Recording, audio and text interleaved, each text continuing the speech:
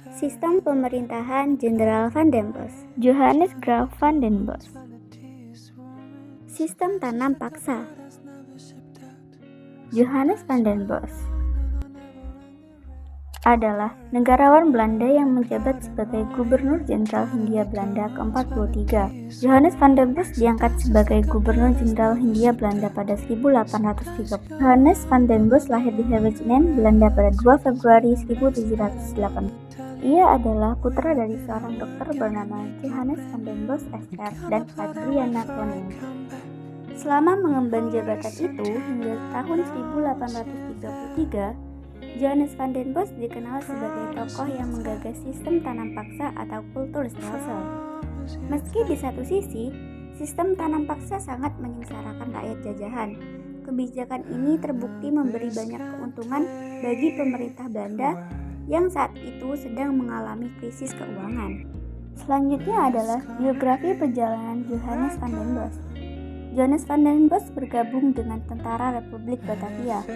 Pada tahun 1797, Van den Bosch mendaftar sebagai Tentara Republik Batavia dan atas permintaannya sendiri, dia dikirim ke Batavia, Jakarta sebagai letnan. Namun, pada tahun 1808, Van den Bosch sempat berselisih dengan Herman Willem Daendels, Gubernur Jenderal yang baru. Karena masalah itu, Van den Bosch diberhentikan dengan hormat dari pangkat kolonel dan dikirim kembali ke Belanda pada tahun 1810 bersama keluarganya. Selanjutnya, perjalanan menjadi letnan jenderal. Sejak saat itu, Van den Bosch ditugaskan kembali di ketentaraan sebagai kolonel ketika Belanda di bawah kekuasaan bangsa Oranye. Pada tahun 1818, Van den Bosch lebih aktif mengurus masyarakat dengan mendirikan Society of Humanitarianism untuk membantu rakyat miskin yang terkena dampak perang Napoleon. Kemudian, pada tahun 1827, Van den Bosch kembali ditugaskan untuk memulihkan kontrol Belanda atas Hindia Barat sebagai komisaris jenderal. Pada Desember di tahun yang sama, ia tiba di Curaçao selama 8 bulan berikutnya. Van den Bosch fokus memperbaiki perekonomian dengan cara memajukan sektor perdagangan dan perbankan. Tidak lama setelah kembali ke Belanda pada tahun 1828, Van den Bosch naik pangkat menjadi letnan jenderal. Nah, yang terakhir menjadi Gubernur Jenderal Hindia Belanda. Menjelang tahun 1830, kondisi perekonomian Belanda baik di negara induk ataupun wilayah jajahannya sangat kacau. Saat itu, kas negara telah kosong, yang salah satunya diakibatkan oleh biaya perang Belanda melawan rakyat di bumi Indonesia ataupun negara lainnya. Perekonomian Belanda yang terpuruk mengharuskan adanya solusi cepat untuk memulihkan keuangan. Johannes van den Bosch menyarankan tanah jajahan harus menanam tanaman yang laku dijual di pasar dunia, guna memulihkan perekonomian pemerintah Belanda.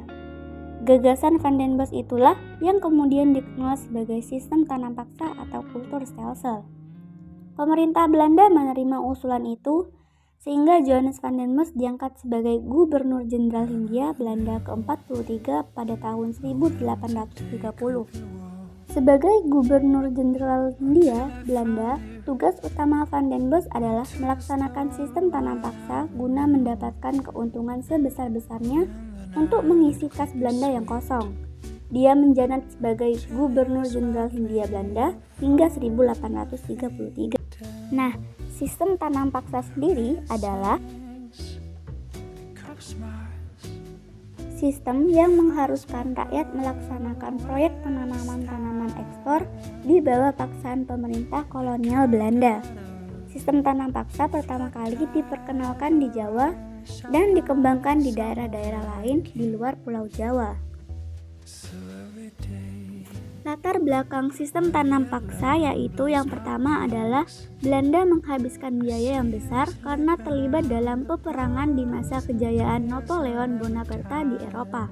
Kedua, terjadinya perang kemerdekaan Belgia yang diakhiri dengan pemisahan Belgia dari Belanda pada tahun 1830.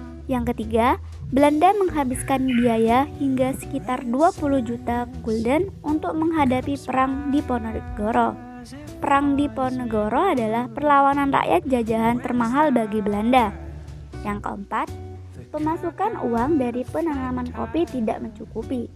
Kelima, kas negara Belanda kosong dan utang yang ditanggung Belanda cukup banyak. Dan yang terakhir adalah kegagalan upaya mempraktikkan gagasan liberal dalam mengeksploitasi tanah jajahan agar memberikan keuntungan yang besar bagi Belanda.